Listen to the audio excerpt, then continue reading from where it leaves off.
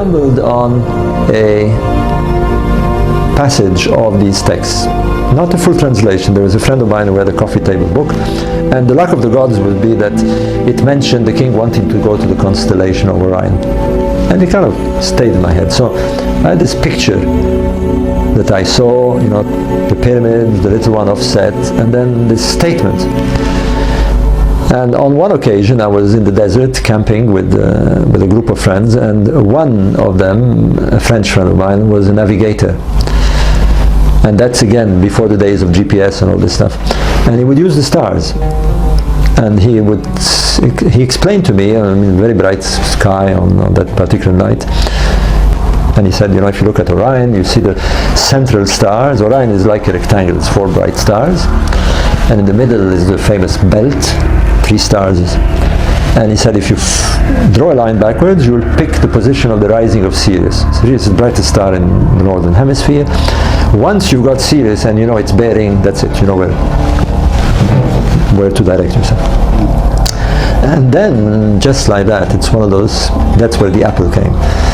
You know, he looked again at the stars, and he was a bit apologetic. He said, you know, I said they were in a row, but they're not in a row.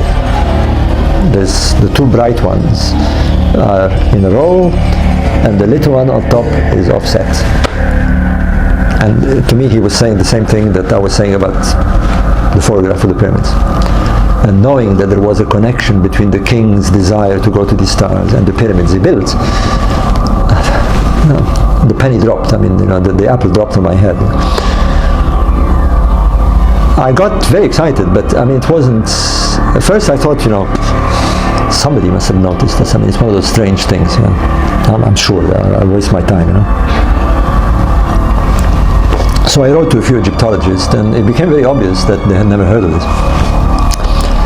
I finally stumbled on the late Professor Edwards, Sir Ivan Edwards, who was very interested, and he invited me to come and see him when I had an opportunity to come to England, which I immediately thought, okay, why not? And the first holiday I had, I knocked on his door in Oxford, very sweet man, and he said, come in, you know, we talked about it. And he told me something that I didn't know. He told me that indeed the Egyptologists had known of a direct connection, not just with the texts, but with the pyramids of Giza, with the Great Pyramid. That inside the king's chamber were shafts, narrow shafts, and one of them had been worked out by Egyptologists and astronomers to have pointed to Orion's belt at the time of the construction of the pyramids. And I thought, well, there you are. I mean, you know, what more do we want?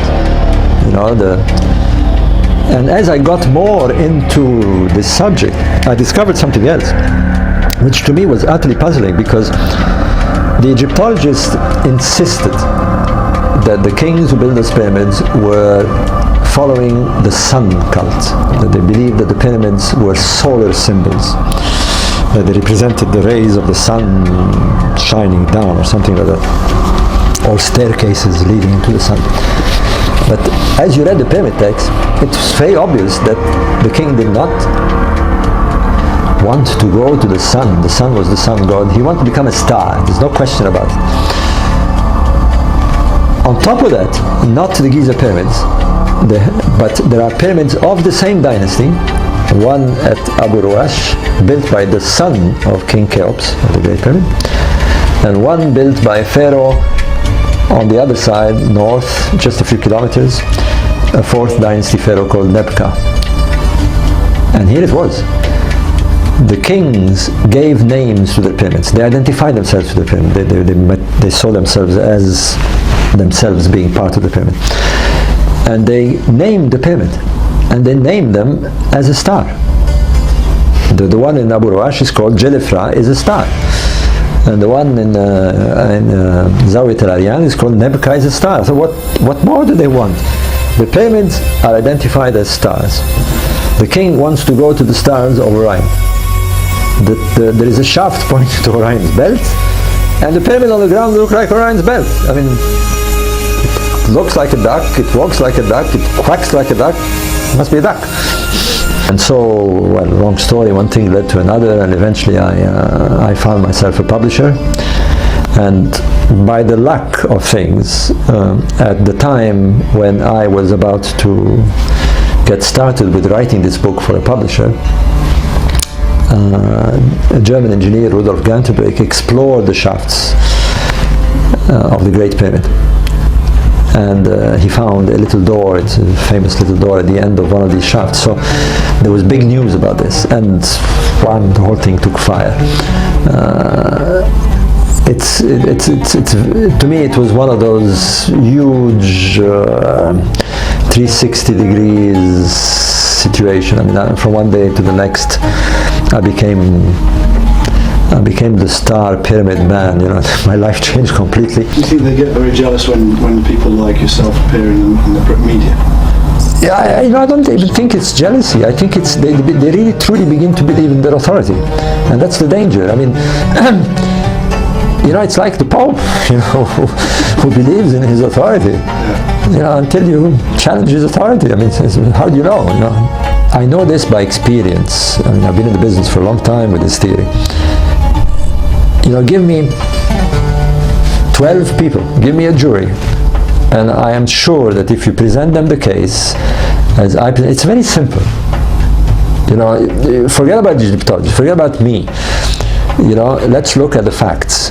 And if you look at the facts, you will know that the pyramids, especially the Giza pyramids, are astronomically aligned with high precision. They face the cardinal direction. So that alone should tell you that there is something to do with astronomy. The precision of the alignment is such that even the Egyptologists agree you have to use stars. Can't do it with anything else. It has to be a pinpoint of light.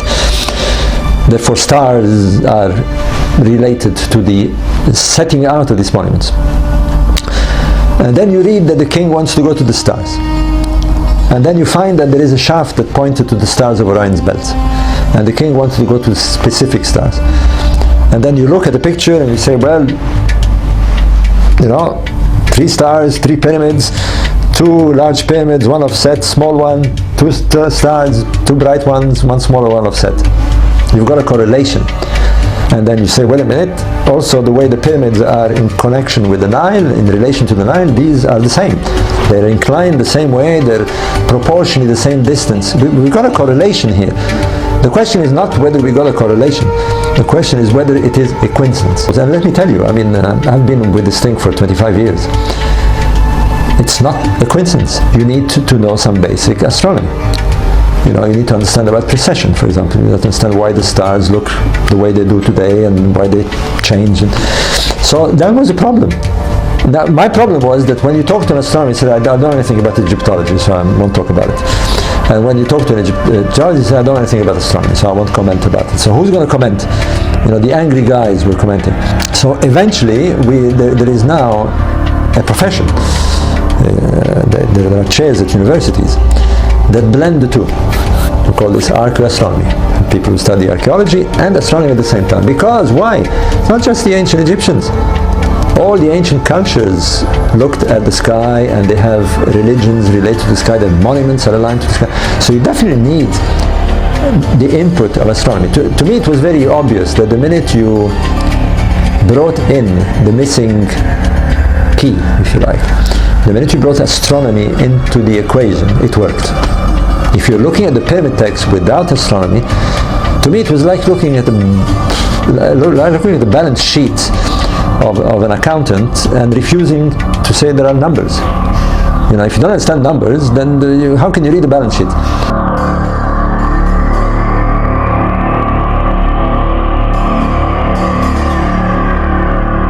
There is a kind of problem in our culture. We have become uncomfortable with something that we should not be uncomfortable with. We're uncomfortable about the mystery of our existence. You know, scientists feel very uncomfortable. They felt uncomfortable discussing my theory, which is a very logical theory. We're not talking about aliens here, we're not talking about paranormal, we're talking about people who wanted to design a cemetery representing that sky zone that they wanted to go. There's nothing crazy about it. In their mind, they were doing something else, of course. In their mind, they were building some sort of spiritual machine, if you like, that was going to launch them there. But there's nothing crazy about it. And yet they refused. They felt very uncomfortable about this. So if they feel uncomfortable about this, forget about talking about what we obviously all know we have. There is a unseen aspect of our existence. In fact, the way I see at my age now, I realize that 90% of my existence is unseen. It's all going in here somewhere. There is a mystery. There's a great mystery, and we're part of it. And we really don't know. We tend to forget this. I said, okay, here's what we know. Some 20 billion years ago, something happened. Big Bang, an infinitesimal small particle blew up. This universe had been going on for 16 billion years. And not us, not even our solar system existed. Something happened after 16 billion years, some sort of star exploded somewhere, and the solar system forms itself. And for 4.5 billion years, we're not here yet. We come at a very late stage. If you look at that context, the existence of the human race is like that. And the existence of our scientific culture is, I can't even do the speed. I can't do it fast enough. That's what we are.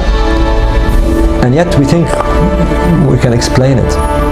We can't explain nothing. We have a technology, sure, we know how certain things work, but we have the three fundamental problems that the Egyptians had, that the cavemen had, and that we'll probably have, God knows, forever. Where do we come from? What are we supposed to do here? And where do we go after death? And we haven't answered these. These are the mystery. And the mystery should preoccupy us. And the Egyptians were preoccupied by the fundamental issues of our existence. I'd rather believe what the Egyptians believed. It seems to make some sense to me.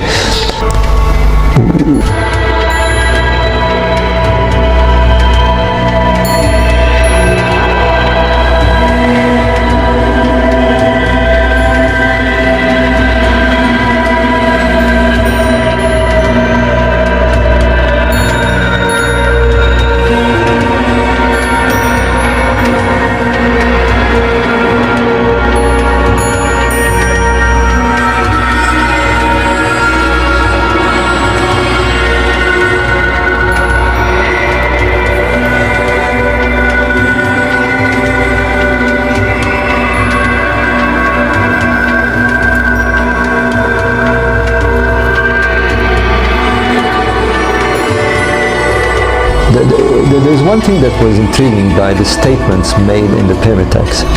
They not only spoke about the king going to the stars of Orion to join Osiris, but they spoke as if it was happening in a context of time, which they call the first time. It's as if the king believed that he was going to return to the point of origin, where it all started, and rejoin his clan of gods. And I thought, wait a minute, what do you mean by this first time? He kept talking about a long time before, when the god Osiris had established. And I thought, wait a minute, if they speak of Osiris as being the stars, what would be the first time of these stars? And of course, it brought me to this idea of precession. There is a cycle of 26,000 years. What would constitute the beginning of such a cycle? And as you observe these stars over that long-term cycle, you can do that with a computer, what seems obviously the beginning is when they're at their low, at their nadir, if you like. And then they rise to the maximum and then they drop again on the cycle. So I thought, let's look at the beginning. Do they mean something? And I was stunned, because as you brought them down, if you like, if you precess the stars to the beginning, you arrived at a very strange date. You arrived at the date of 10,500 BC, and all the bells began to ring here, because there was the strange prophecies made by the American seer, the Elder Casey, which I'm not into that at all, but I thought, how weird. I mean, you know, he guessed it, you know. And then I thought, wait a minute, let's look carefully at the sky. And I remember the software is such that I was looking due south. I was looking at the way the stars moved up and down in the cycle. And the software is such that if you press E, you go east. If you press W, you go western. So for some reason I pressed E, and let's see what happens east. And there it was, you know, floating over the east, precisely due east, was the constellation of Leo. Now I didn't need to be told anything, because I knew that there was a monument that was a lion looking in that direction. And I thought, this is too much. I mean, it can't be. I mean, it's very odd. I mean, now we have two monuments, two sets of monuments, the three pyramids, like Orion in the south, and the Sphinx, like Leo, in the east, locking at the same time.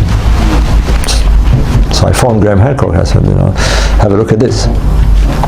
And I'll go to the grave on this one, because it caused a hell of a lot of commotion. Because the Orion mystery already was causing a fuss, but at least it was within the dating that the Egyptologists gave. But now when we started talking about 10,500 BC, they were not happy at all. But you see, the reason they were not happy is they couldn't simply poo-poo it. You know, the logic was incredibly clear here. You know, the Egyptians invite us to look at Orion, we look at Orion, and then they invite us to look at the beginning of a cycle, we look at the beginning of a cycle, and bang, look what you've got. It's pure logic. You know, there was nice, clear, straightforward logic. Of course, all the arguments, they didn't know Leo at the time and all this stuff, but it was there. And you see, I don't see it like that too much nowadays, but what was going on was suddenly we began to form a camp. You know, we were the alternatives. You know, called an alternative historian. And there were the orthodox. And we realized we were battling. You know, they were, and we began to realize why they were angry, especially with me and Graham Hancock. They were angry because our arguments were solid. Otherwise, they wouldn't even bother. You know, and that's what got them angry. And we wrote a book called Keeper of Genesis, which was all about this idea that there was a correlation.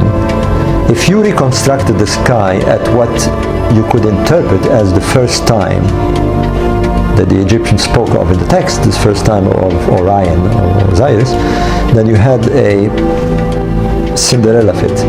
You know, the slipper fitted, this pyramid slipper fitted perfectly. And to me, it's just one of those. I mean, that's it. I mean, so they said, well, how do you explain this? I mean, you know, okay, we see it, but there was no Egyptians 10,500 years ago. You know, there was, you know, there's no evidence of a culture. There's no evidence. Where are the potsherds? Where are the monuments? You know, so it's true. There was no evidence, and for a while it was a theory. For a long time it was a theory, until now. And then everything is changing now because the evidence is coming out strong, hard, solid, stone evidence. And in a place where we didn't expect it at all, where I wasn't looking at all. And that is the Egyptian Sahara, the western desert of Egypt.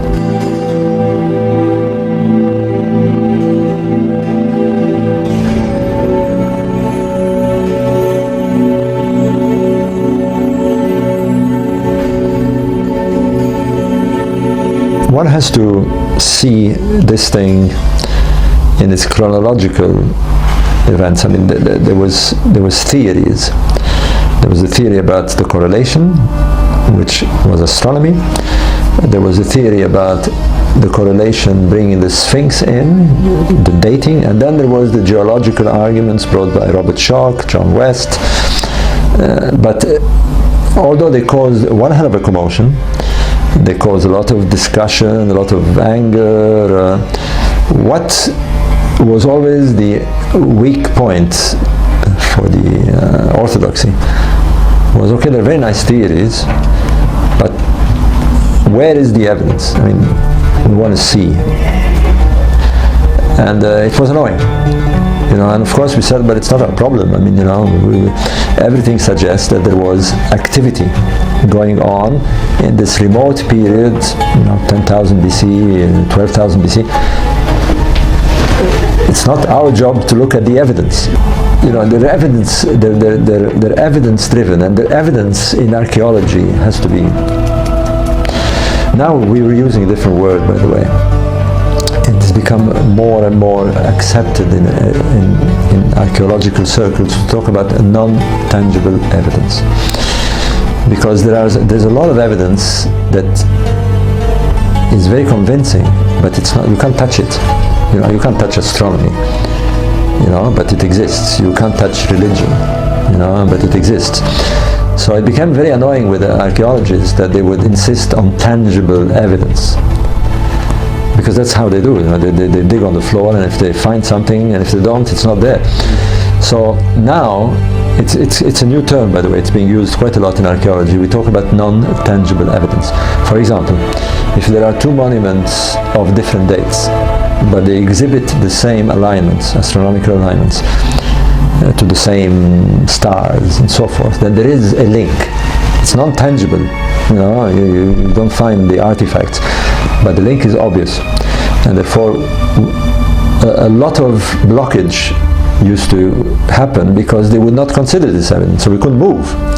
But where now we tend to move, because you've got to move once you find something that is leading the argument in a direction.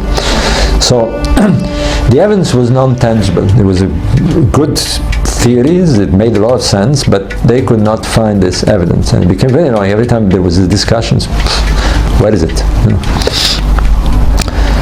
Until 1974, anthropologists from America and from Poland stumbled on a prehistoric site in the Sahara. There was a lot of these prehistoric sites, and the Sahara is full of them, but they stumbled on a very weird one, 100 kilometers west of Abu Simbel.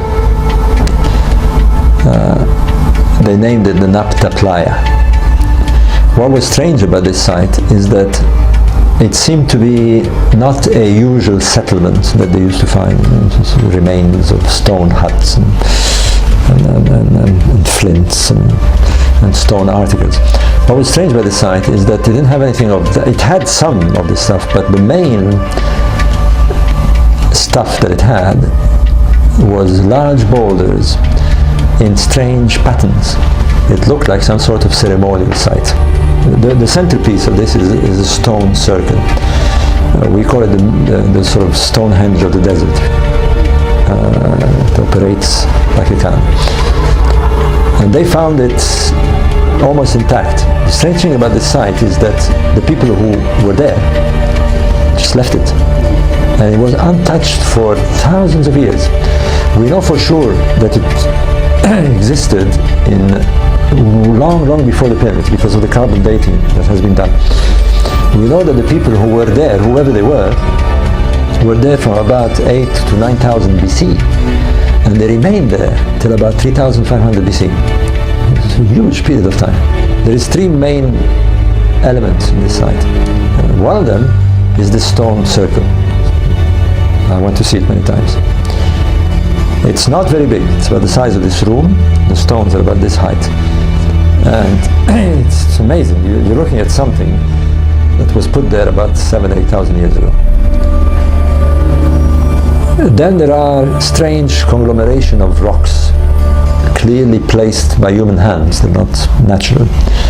One of them is obviously the main one. It's a much larger conglomeration, and from it shoots out alignments of stones, like spokes of a bicycle wheel. Several of them shoot north, several of them shoot east. Egyptologists didn't pay much attention to this. They studied it like a normal prehistoric site. They started digging, they started studying the flints and all this business, until one of them said, well, what do they mean, all this stuff? And they had a hunch, it's something to do with the horizon. And of course they knew that the Egyptians of later times practiced this kind of rituals. So they brought an astronomer on the site, a fellow called Kim Malville from Boulder, Colorado. And he immediately noticed, it didn't take him long to realize that there was alignments to the solstices from the stone circle, alignments to the meridian. But it got very intriguing when he looked at the alignments of these spokes, these long rows, they go about 500-600 meters. He concluded, and here's the weird one, he concluded that the alignments in the east pointed to Orion's belt and to Sirius, and he concluded the alignments in the north pointed to the plough. These are the three constellations that the pyramid builders used. And suddenly there was a shockwave. It's a bit like the Dead Sea Scrolls. Suddenly we had a shock because what we thought was original to the Old Testament, to the New Testament, was not. There was phrases verbatim from previous times. So there we were. Weird. What was even weirder is that there's a third element on this site, which are tumuli, large igloo-shaped conglomeration stones. And when they started digging these, in some of them, they found buried the remains of cows. And they were clearly ceremonial. There were cows positioned to face all the same direction. There was a few beads around them. They buried cows. Clearly, it's very strange. What became even stranger is when they started digging some other of these tumuli, and they didn't find cows. They found even stranger thing. They found that these people, whoever they were, buried huge boulders, single-piece boulders, about 3-4 tons apiece. They went to the trouble of dragging these boulders from a long distance. They would dig a hole about 6 meters deep, and they would cover it. They were totally baffled. Totally baffled. Clearly, it was ceremonial. But the ceremonies were astronomical. Literally looking at the stars and the sun, and the very same stars, Orion's belt, Sirius, and the plough. Better still, they had been there for thousands of years, and the astronomer Malville concluded they weren't just watching the stars, they were tracking them, because the lines change direction as the stars move with precession. These people were doing precession and observing precession and tracking it for thousands of years before the pharaohs. So there was something else. And what were the cows doing there? We thought cows were not domesticated. They were domesticated in Asia. These guys had cows. And clearly they had domesticated their cows. Now here's the story of what we know now. In prehistoric times, we're talking about 20,000-30,000 years ago, the Sahara was fertile. It had periods of aridity and periods of fertility. When it was fertile, the reason it was fertile is because of the climatic conditions, especially before the Ice Age. As the Ice Age began to break, caused tremendous weather shifts, and in Central Africa, the monsoons that still happen today were very violent, and they would cause this, they still do, they cause the Nile flood every year. That the Nile floods every year in summertime. But the floods were gigantic, and nobody could live in the Nile Valley. It was a swamp and dangerous. These floods would come and wreck everything. Whereas the opposite was in the Sahara, because the monsoon would push their way northwards, and they would reach the southern parts of Egypt. They would pass Sudan and rain where today is Abu Simbel and these kind of places, which is no rain today. And what would happen is that during a 2-3 weeks period, they would drench the Sahara, and in the depressions, of course, they would form temporary lakes. It's beautiful pastoral field, Now, because of that, the nomads of the area. Now, we don't know where they came from, but there's a very strong case now that they came from the Tibesti Mountains in the Chad. A long, long time ago. They were black people. They looked like Maasais, very, very slender, very beautiful black people. We don't know when they came, maybe 20, 30,000 years ago. Something drove them into what is today the Sahara. And they settled in certain regions, and they would hunt except when the aridity of the desert began to form, in these periods of aridity, they were forced to move because water was scarce, and when their lakes would dry, they would try and find lakes that still had water. So they were obliged to move. And now, we all agree, I mean the anthropologists agree, even Egyptologists are forced to agree, because they were forced to move, they had to find a way how to navigate. Not only that, they had to carry their food. Distances are enormous. And that's forced them, rather than to hunt, to somehow find a way to take their beasts. And they began to domesticate animals. Cows, goats. So they would literally have walking fridges, if you like, walking larders. And they would not kill these animals. They would drink the milk, they would drink the blood, like the Maasai do. In fact, we still have remnants of these people who are still pastoralists. But these pastoralists that still exist in Africa stayed pastoralists. Whereas the ones in the Sahara, because they were forced to do certain things, they were forced to move, and therefore they were forced to domesticate cattle very early, and they were forced to learn about the stars, to navigate. Like we were forced to learn about the stars when we navigated before the invention of the clock and before the invention of radars. We're literally forced to do that, otherwise you get lost. So they began to study the sky, and that led them to not only to move, to navigate, but they had to time the navigation. They had to, when you travel in the Sahara today, it's not so obvious to people who haven't done it, but the most vital thing is when you get to where you want to get, that you find water there. If you don't find water, you're in serious trouble, unless you've carried it. You can't take the risk of going somewhere at a well, and if the well is dry, you've had it. And in those days, they would travel for months, weeks. The danger was that they didn't want to get to, so they had to know when the rains were coming. And they began to realize that if they studied the sky, they could time the seasons, they could time the dates with the stars, and they developed calendars. They even developed what today we call primitive waypoints, JPSs. They knew where they were by literally looking at the stars, like we did with sextants. So here we are, we have a people who were navigating the desert, who finally found themselves at this Napta Playa, only 100 kilometers from the Nile, 6,000-7,000 years before the Pharaoh, stayed there, and the reason they stayed there is that suddenly it clicked to them that they didn't have to move. They began to dig deep wells, and they stayed. So in the dry season, they would have water from the wells, and then the rain would come and replenish. So they stayed for thousands of years, and their navigation and astronomy became more religious. They still practiced the astronomy, it became more and more religious, hence why there's all these strange ceremonial sites.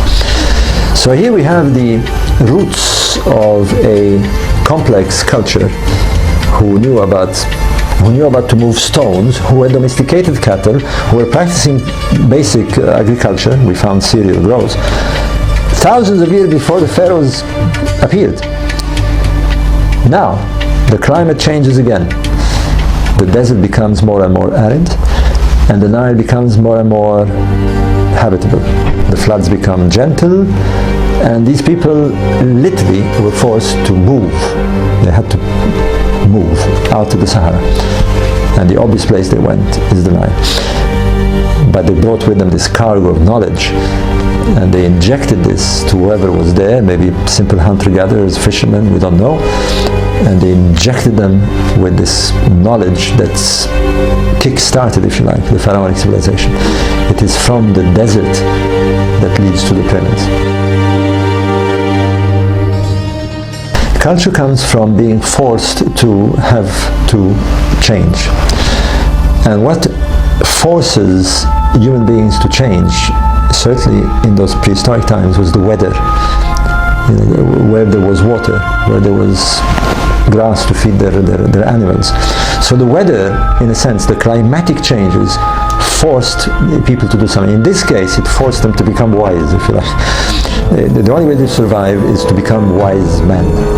And they did that. So here there it is, people who lived for thousands of years, observing the stars, developing rituals, burying cows, doing all sorts of complex things, and they find themselves forced again to go in the Nile Valley.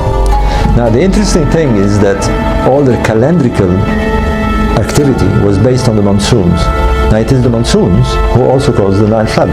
So they went there with a ready-made hydrology, if you like. They knew exactly what to do to predict the floods. So that clearly injected the seed that sprouted very quickly. And the big bias is going to come from probably those who have a difficulty in stomaching the idea that civilization, the roots of civilization, is from a black people from the sub-Saharan. You know, and we've suspected this for a long time. But there is a problem, there's an ethic problem here. The Egyptians, the historians have a problem. We attribute all our knowledge to the Greeks. We attribute our knowledge to some sort of Greek super invention. You know, whereas we know the Egyptians had architecture, astronomy, mathematics before them, and now we know that the sub-Saharan people had this before them. So the whole picture is changing. It's a very, very exciting thing. Now, the weird thing is this, is that did the Egyptians know? Did they remember this origin? Now, the funny thing is that when you read the Egyptian texts, you know, it's obvious that they are speaking of some ancestors who came from these western regions. In the very far southwest of Egypt, if you look at the map of Egypt, if you go way south, you hit the Sudanese borders, just past Abu Simbel. If you go way west, you hit the Libyan borders. Where the corners meet, in the extreme southwest, is the most bizarre, mysterious place you can imagine. It's the most arid place in the world. I've been there. It takes you 6 days of four-wheel drive in the open desert to get there from Cairo. I can tell you, it's one heck of a trip. It's 1,000 kilometers from Cairo, and it's 500 kilometers from the nearest point, the last oasis. The last oasis is Dakhla. It's one big trip. Even with four-wheel drives, you don't want to do it without proper guides, with proper equipment.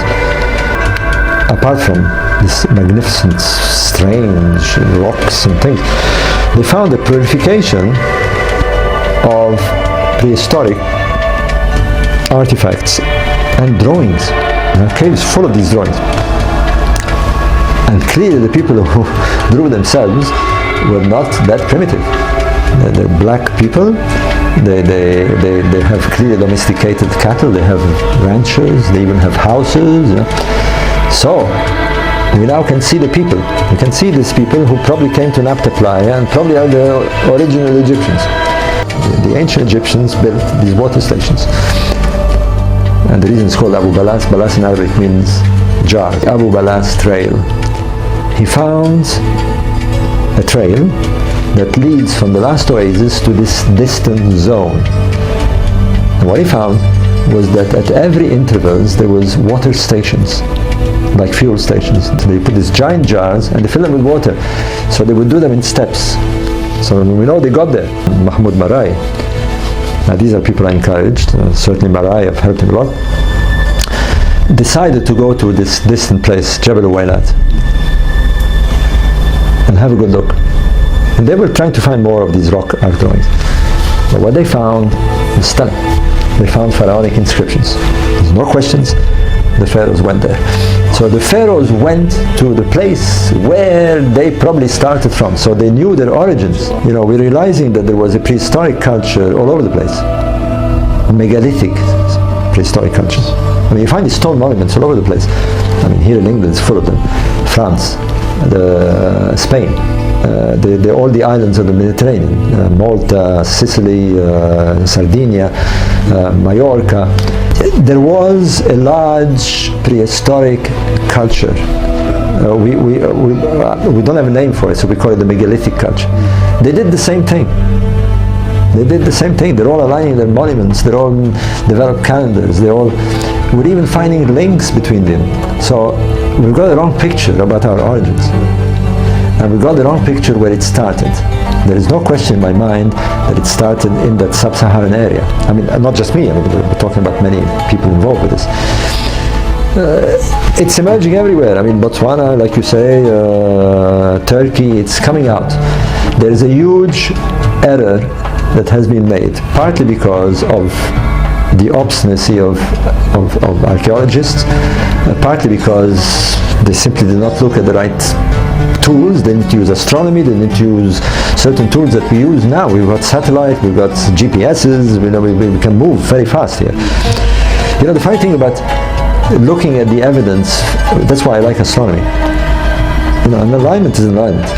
You know, you find the pot chart and they argue for years. You know, is it this dynasty, it's not this dynasty, and who did it, and what it's made of, and who did not do it, and why was it not, and they will write articles. You find an alignment and there is no argument. You know, it's 26 degrees pointing there. That's it. There's no argument, there's no ifs and buts. So they're not used to this.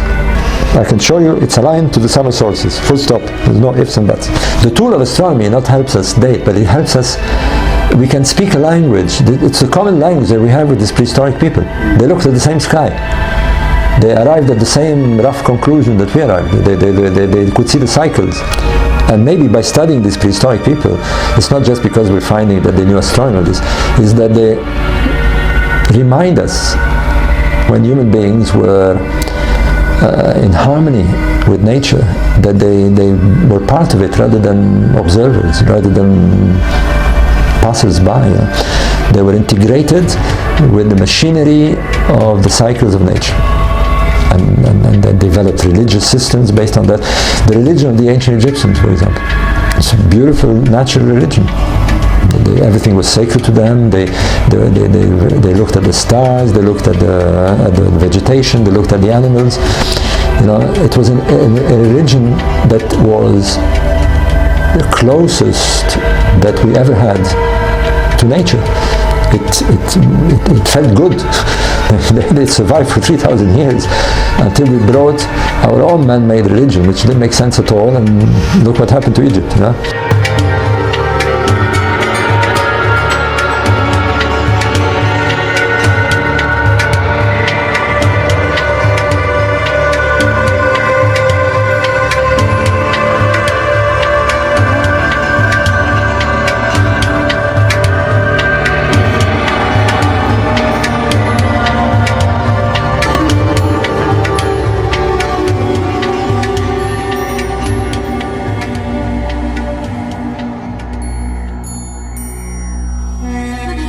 Greetings, Collective Coven. This is Trey, aka Taboo Tarot Reader, author of Astrology for Divination, and I hope you enjoyed that excerpt from the True Origin Civilization documentary with Robert Bauval.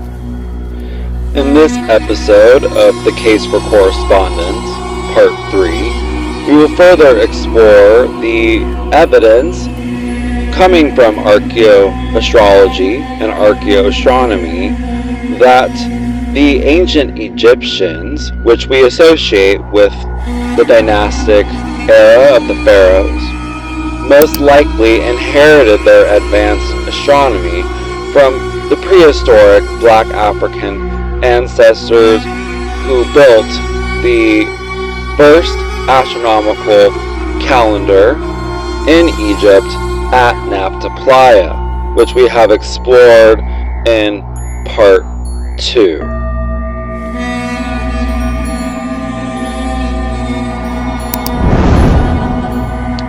As we wind down this episode, we will center the mystery of Imhotep's Wall of Time, which exhibits evidence of precise astronomical and calendrical information encoding the hierarchical rising of Sirius' cycle in the structure itself.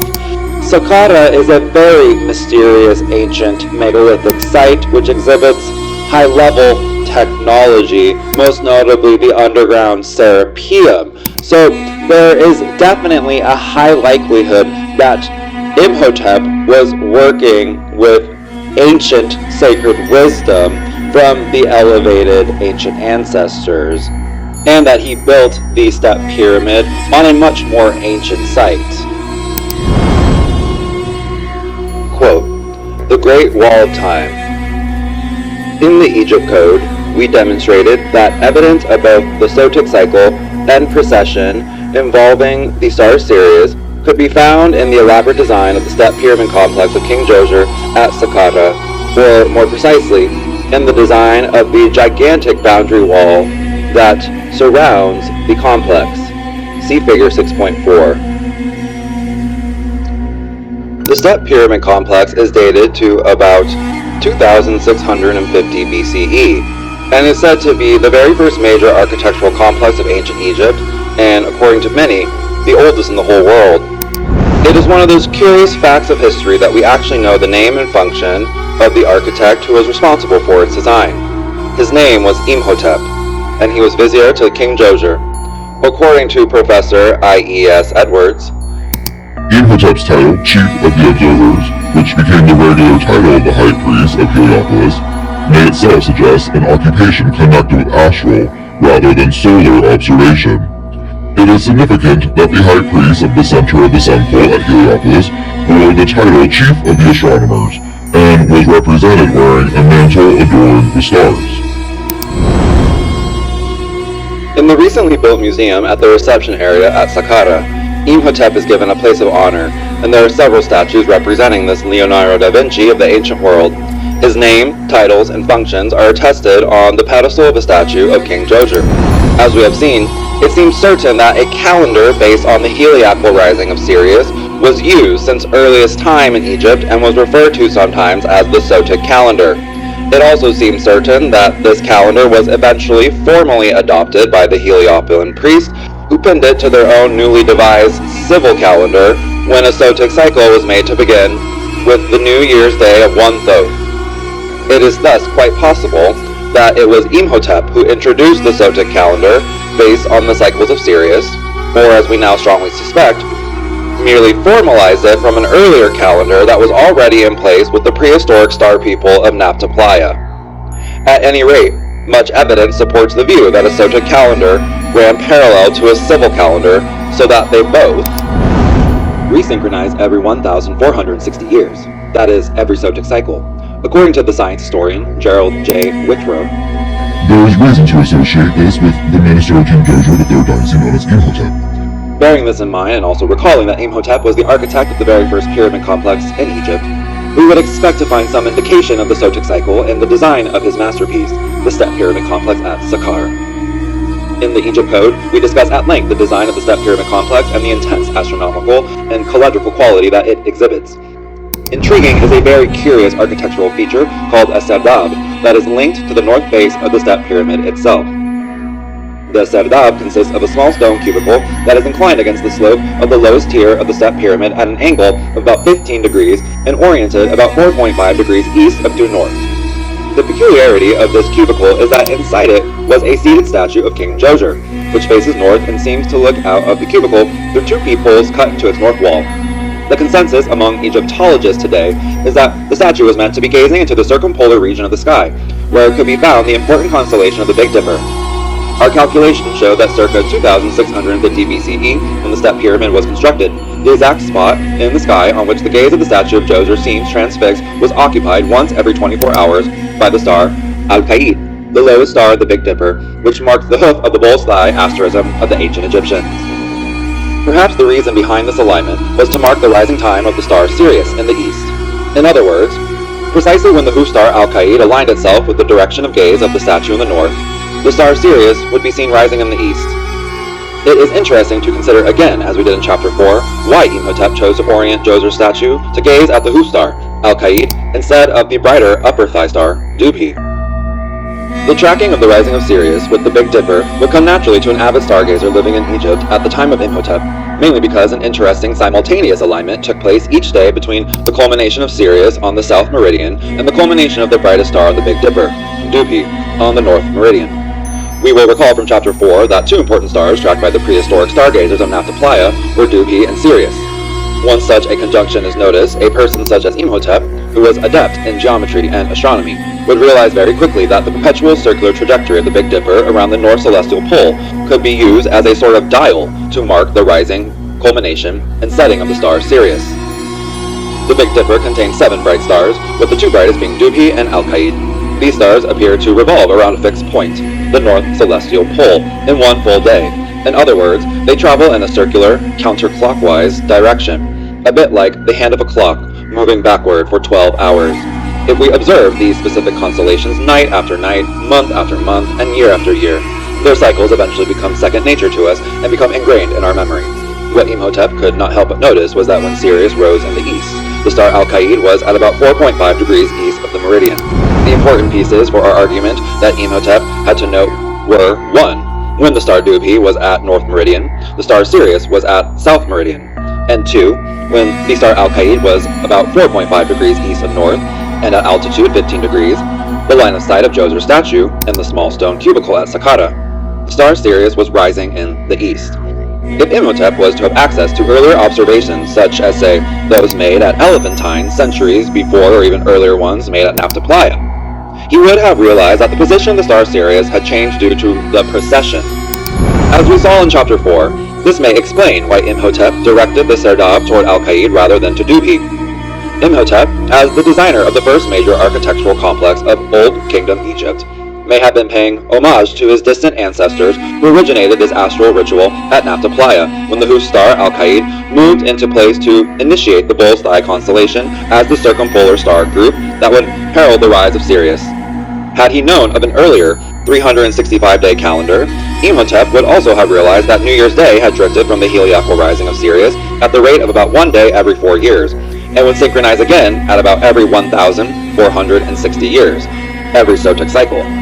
In addition, the fact that a Sotic cycle had begun in Imhotep's lifetime, or just before, would certainly have induced him to commemorate this event in his great architectural design of the Step Pyramid Complex. It should come as no surprise then that the number 1,460, as we will see, comes up in the design of the massive boundary wall that surrounds the Step Pyramid Complex. The Step Pyramid Complex of Djoser was named Horus is the star at the head of the sky, which alone implies some cosmic function related to the principal or brightest star in the sky, which can be only Sirius. This is confirmed by the fact that the god Horus, in very early times, was also identified with this star. The most impressive feature of the Step Pyramid Complex, other than the pyramid itself, is the huge 10-meter high, or 33 feet high, boundary wall that once enclosed the entire complex. It is a rectangle 550 meters, or 1,804 feet, long and 220 meters, or 722 feet, wide, and even today it would be considered a masterpiece of architecture. Rather than simply making the wall with a smooth face, Imhotep incorporated in its design an elaborate system of recesses and protrusions, massive bastions, and false doors.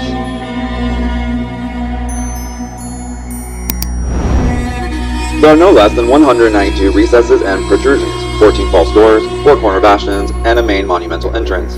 On all of these features there are vertical panels, each some 20 centimeters, or 8 inches, wide, 3 centimeters, about 1 inch deep, and several meters high, some cut into the wall, others flush with it. The west wall contains 1,461 panels, and the east side contains 1,458 or 1,459 panels. The south side and north side each contains 732 panels, thus a total of 366 times 4 equals 1,464. These numbers, to say the least, speak of calendrical meaning that is specifically related to Sirius, which is very near the Sotic cycle duration, 1,460 minus 1, and 366 implies the sidereal year. Let us see why. Sufi tradition and the wall. We can note that the design of this massive temple complex enclosure recalls the words of one of our teachers of the ancient meditation technique of Sufi Sakir. The design of all Persian rugs harks back to a very ancient spiritual tradition. If we look at the design of any Persian rug, it always consists of a garden-like complex enclosed by a very elaborate wall with many recesses and complex meanderings. This design, the Sufi said, is a representation of the primordial garden enclosed by a wall with 125,000 doors, and each door, it is said, represents a new way to enter the garden, which opens up each time another human becomes fully enlightened, through Sufi or any other yogic practice. The Sufi tradition, it is claimed, originates from extremely ancient times. It is interesting to speculate that the genius priest Imhotep designed the giant Djoser complex enclosure wall as astronomical, calendrical, and developmental spiritual, thus symbolizing the connection among humans, mind, and cosmos on both a subtle level and an enormous monumental architecture that exists out in plain sight. First, and most obviously, we consider the number 1,461. As we've noted, the solar year is not exactly 365 days, but has an extra 0.242 day, or approximately an extra quarter day, as does the Julian year we use today, which is exactly 365.25 years. A peculiarity of the star Sirius, which was apparently known to the ancient Egyptians, was that its yearly cycle was nearly 365.25 days during Old Kingdom times, thus making a Sotic cycle of 365.25 times 4 equals 1,461, the same length as the solar year return cycle, and also the number of panels on the west side of the boundary wall of the step pyramid complex. What, however, of the east wall of the step pyramid complex, which has 1,458 or 1,459 panels, and the north and south walls, which each have 732 panels? The answer emerges if we look in more detail at Sotic cycles. Many historians of astronomy and Egyptian chronologists have often pointed out that the length of the true astronomical Sotic cycle for the heliacal rising of Sirius to return to the exact point in the sidereal year varies slightly, and according to the British astronomer M.F. Ingham, it ranged during dynastic Egyptian times from 1,450 years to 1,460 years. In Appendix 2, we see the nature of Sotic cycles and calculate the length of the Sotic cycles in Old Kingdom times, independently testing Ingham's values by using a slightly different method. We set the year 2781 BCE, the day of summer solstice, as a starting point for a Sotic cycle, and to constrain a definition for heliacal rising of Sirius. We then find that the Sotic cycle immediately preceding 2781 BCE was 1,459 Egyptian civil calendar years, or 1,458 Julian years, and the Sotic cycle starting at 2781 BCE was 1,457 Egyptian civil calendar years. Both those values essentially agree with Ingham's calculations. We conclude then that the east wall represents the exact Sotic cycle duration up to the design and construction of the complex, which itself commemorates or inaugurates the correspondence of the heliacal rising of Sirius with the summer solstice, an event that happens only once every 26,000 years. Thus, the 1,461 panel wall may reflect a standardized or general public knowledge cycle, and the 1,459 panel wall could reflect the esoteric knowledge of the exact natural cycle known only to initiates such as Imhotep. Egyptologists agree that Imhotep lived in the reign of King Djoser during the Third Dynasty, which, they say, began in the year 2630 BCE. They openly admit, however, that a margin of error of at least 150 years must be allowed for the early dynasties, thus placing Imhotep as living any time between 2780 and 2480 BCE. The date, 2780 BCE, which could well have been the start of Djoser's reign, now also rings a bell, for it was the year when the summer solstice coincided with the heliacal rising of Sirius, and also when, most chronologists strongly suspect, the official civil calendar was set in motion. Therefore, we see that both the calculated value of 1,461 years and the actual value of 1,459 years of the Sotic cycle, which is a combination of the solar and stellar cycles, are expressed on the east and west sides of the boundary wall. Further, the precise difference between the two durations is expressed by the walls that connect them in terms of the number of sidereal days, or star days, which also is a combination of solar and stellar times. Finally, the whole step pyramid complex and the small stone cubicle/serdab are aligned with the Big Dipper to mark the reappearance of Sirius in the east at the one time in 26,000 years that this occurs on summer solstice. All of these facts taken together cannot be a coincidence. The entire complex appears to announce the long-term cosmic cycles of Sirius, how they are measured and predicted and connected to the human-made cycles of the civil calendar, all constructed around the very special time when heliacal reappearance of Sirius coincided with the summer solstice. Of course, this interpretation addresses not only the elegant calendar and cosmic meanings of the wall panel design, but also the reason why the step pyramid complex was built at that precise time. If we accept that Imhotep knew not only that an approximation to the Sotic cycle was 1,461 Egyptian civil years, but also the precise duration of the previous Sotic cycle, and that this cycle is a combination of solar and sidereal motions, and if we also accept that he had a concept of the difference between the sidereal day and the solar day, then it is highly likely that he was informed by careful observations going back at least one Sotic cycle, that is, back to 4,241 BCE, to the period of heavy activity at Nabta Playa, end quote, via Imhotep the African. Thanks for watching Archaeo-Astrology, the case for correspondence, part 3.